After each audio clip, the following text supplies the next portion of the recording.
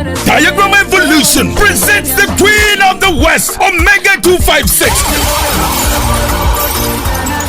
Lugaga Cricket Oval on the 19th of September 2025 in the Omega 256 live in concert. It's dubbed the biggest concert of the year with Omega 256, Queen of the West, talented Ugandan singer, performer, and songwriter. So Kampala, are you ready? Entry is 20,000 Uganda shillings, VIP 50,000 shillings, and a table of 8 goes for 1 million Uganda shillings. It's time to party. This is the first ever Omega 256 live concert in Kampala. The Queen of the West is in town. It's gonna be bloody. Powered by Sabuka TV, NBS Music, Afro Mobile, Kadanke Brand House. Another 3 years of TikTok night. Independence Denga without them and come to Mwetunulemu. Kuza cruise Sabuka. Ngamwana mwala the stage queen. Haji Swaga 256. Abalaga kutali na wo.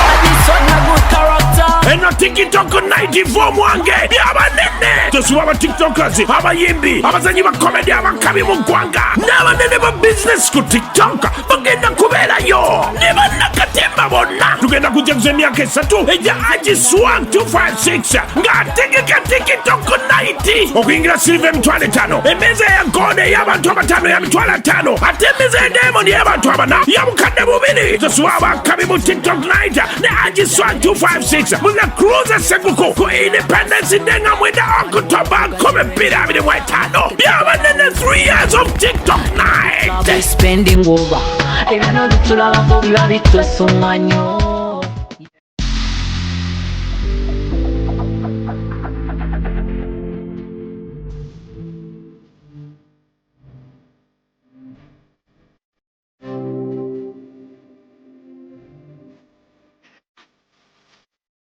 The short and big shot. Oh, mama, go fuck it. Mama, candle night or demand. But you candle night walk with table bar. But what sugar Yamazanya for live? Vamos, Jechiri. Vamos. Bend it at Dala. Oh, Mr. Jatinga na kuswaza ajakwa na black sugar. And I said that when you done about it. No, yingira na atakubuza. Ekibonya ababoda abasinga. Financially trusted. Oli abera n'etaano ate nagenda n'akwanamu. Agala mutabani wange wakati w'emyaka alina okubanga ekyalo akikuttemu ekitundutundu. Anayakola kimpanya n'alagako nno panda nti si wa muzannyo. Ate kye nayagala ku ttiimu ya Mama Fina. Sente ziwaayo. Naye tebasaba njawulo. The short and big show. Abantu bajaagalira ddala. We always love you.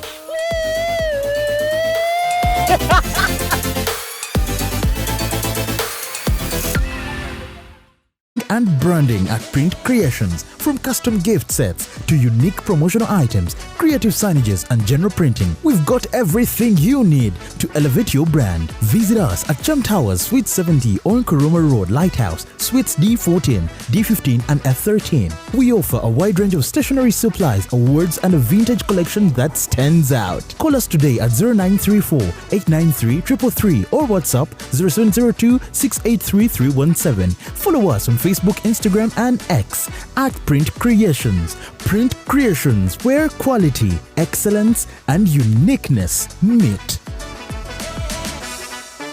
Meet our passionate creator, ready to bring ideas to life at Truth Design Academy.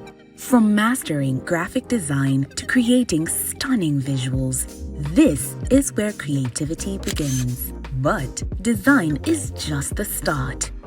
Lights, camera, action.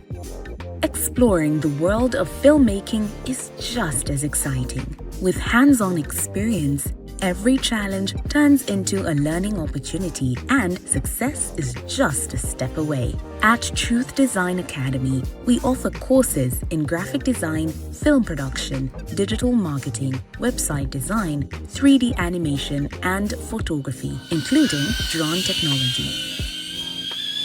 Your creative journey starts here. Enroll today and turn your passion into a profession.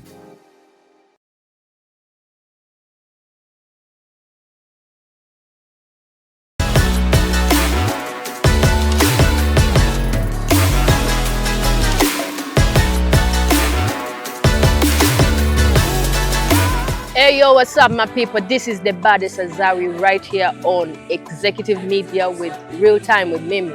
Stay locked in. Yeah.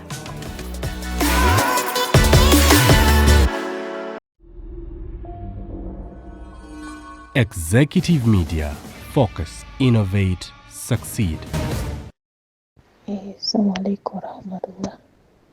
Kakati mbadde wano nga ndaba ku interview gye mwakoze n'eno Muzeeyi Kagatta ku mwana eyakwatibwa baamunaanika. N'abanga eyamukwata yatwalibwa ku poliisi y'e Luweero n'amala n'ateebwa. Tewali kye bagenda kubayamba. Nze abagamba omwaka oguwedde mu mwezi gw'omusanvu n'ennaku z'omwezi 3 waliwo omuvubuka eyali yankwata kuba nali naakava mu kiro yali ayagala okunkwata nengezaako okwerwanako n'ankuba mu ngeri ya kuntemula nali simumanyi mu kwekubirako enduulu abaali okumpi ne bajja mu kuntaasa ne baba nga bamumaakinze nga bamumanyi. Nempaabira omuvubuka ku poliisi y'Ekikyusa kuba gye nzaaba omusango gye gwaddizibwa. Ne bandaga nti nina kutuula nteese n'eyali ankwata oba yali agezaako okuntemula. Ne mbagamba sijja kikkiriza. Omuvubuka ng'alaga tandimanyi tandabangako. Ne mbasaba fayiro neeyongereyo e Luweero. Omuvubuka n'adduka. Bwe yadduka twaddemu ne tumukwata.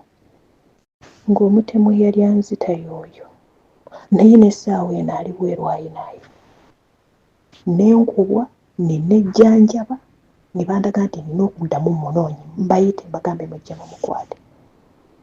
Nkomyewo okuwummula ng'omuntu bw'onaakomawo ova ku kyeyokooye bye tuyitamu bingi. Naye era n'obeera nga oli ku matiitiri oli ku matega naye nga wava mu ggwanga lyo nga tolinaayo musango. Nga tuyinayo kikolobero kye wali okoze. Naye ne batulaga nti bano abatunyigiriza be balina eddembe, ffe be banyigiriza tetulina ddembe. Eyo ye poliisi y'e Luweero. Ng'omwami bamuyita Afande Cosima eyali kugonde ku fayiro yange. N'atuuka ekiseera n'andaga nti fayiro ngirute wa state, ogenda otuuke wa state nti ate baagizizaayo emmanga. Okujja kuti nga baŋŋamba nti ono baatugambye bakuba emitwalo 3 wejjanjaba okiveemu. Imagine. Ng'obulamu bwange bugula emitwalo 3. Era eteekwa okuba nga y'enguzi gye baabawa ne balya. Kuba nali naakamala okukola gundi medical okuddamu ottambula. Ebalirwamu emitwalo 4 naye naddamu ne nkola medical olw'obuvune n'obukosefu bwe nafuna olunaku olwo. Ne bandaga nti bampa emitwalo 3 ngiveemu. Poliisi y'e Luweero. Teri kalungi ke tuyinza kufuna nga poliisi y'e Luweero agikulira yakyaliwo n'abamu kubaatwala. Tunyigirizibwa e Luweero lwa poliisi yaayo. Tetulina bwenkanya bwe tuyinza kufuna bwe twali tufunye nga poliisi y'e Luweero gye weekubiddeko enduulu. Wabula okwongera ate okukuba ku mutwe bo bennyini okuggyawo. Omukyala Zubeda tewali buzibu ne bw'oziteekayo. Kamala okunoonya wano mu bbaaga yange nkuweereze bulungi nnyo lifalensi ya suspect. Afande Cosima ye yali ku fayiro yange n'afutyanko omusango gwange n'omukyala lwakuba erinnya lye ndyerabidde ennamba ye njirina. Namuteekako nali afande muyaayi olw'okumkumpanya n'okumbuzaabuza ki kye bampisaamu nga ndi mu bulumi. Nava e Saudi wallahi mukyala Zubeda nga ndi mulwadde entuuka ne nejjanjaba nga bw'omanyi bye tuyitamu.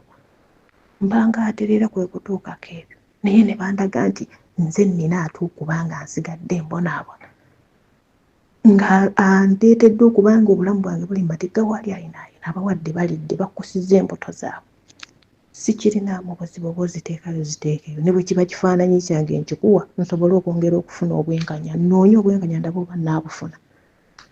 Abaana bange ne batasoma taamu tu mwaka oguwedde tebaagisoma nga ndi ku kitanda nejjanjaba olw'okkubwa ku muntu gwe baali bagezezzaako oba okunsindikira oba ki okuntemula nga yayagala sooka kunkwata alyoka ntemule nga n'ebisiwa ebiri awo akukwata biso birabako.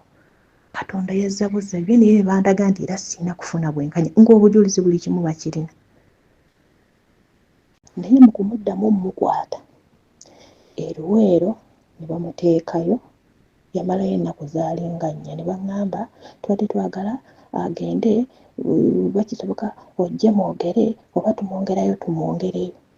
Wabula bwe banaaba bazze abantu be tujja kweta okoleki mukkaanye ne babuuza nzikaanya kuki ku muntu yali antemudde.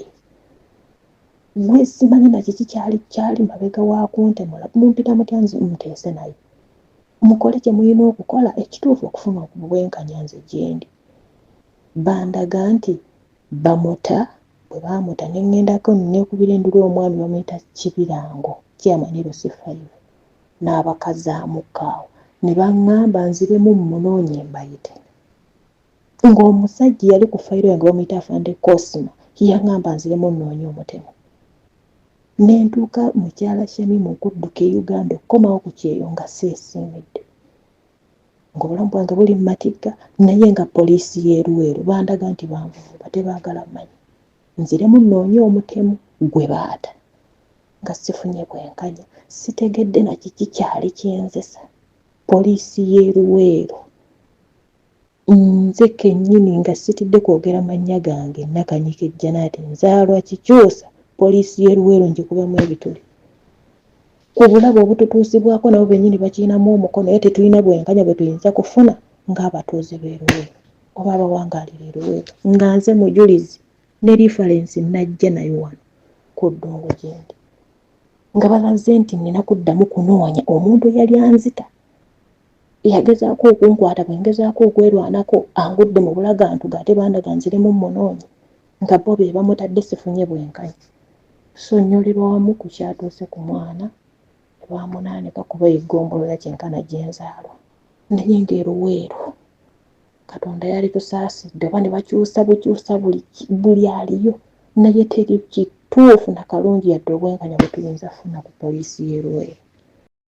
ECOP bakube babifaananyi olikwenda bifaananyi birungi bakukube bakwize ti oli munoni omukolo bagukolere olina kwandula olina nankani bya wedding olina graduation nibo bofiirirwa so okwenda kukola nankani send of decent wesimbye omukalulu funaba ECOP abo bulwo bayito bataako tubateeko tuli kujja mukulonda era tibasasula be kale sasula olikwenda bya bululu yes bakukube mukuba ni poster ate bana mukuba poster olikwenda bana dinedo kubutundu bali mu poster anguli mutunigira muko chali wife ani chali wa mwazira sente yasina n'okumuyamba oyo omusaada eri ekindi aba ECOP olikwenda poster kale bana butundu bali billboard jamba na ife aba business card mudikola nteno naba akolene ya nedo debeta bolochuwa dindi bolochuwa chechimu ne business card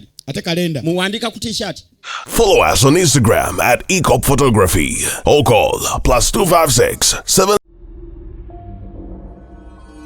Executive Media. Focus, innovate, succeed.